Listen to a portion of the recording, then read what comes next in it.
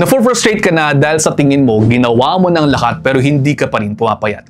Isinisisi mo na rin sa iyong edad kung bakit hindi mo pa rin nakukuha ang resulta na gusto mo. Nako kapatid, baka ang kailangan mo, kaunting pasensya pa. Mukhang naiinip ka kaya ka na-frustrate pero tingnan mo munang maigi kung nasaan ka ngayon at ikumpara mo kung nasaan ka noong una kang nagdesisyon na magpapapayat ka at kakain ka ng mas tama.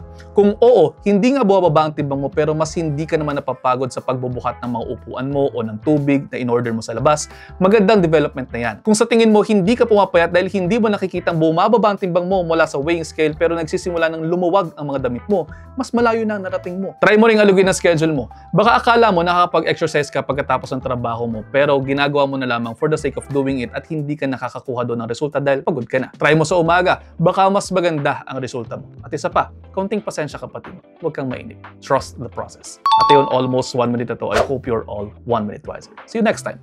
Ingat.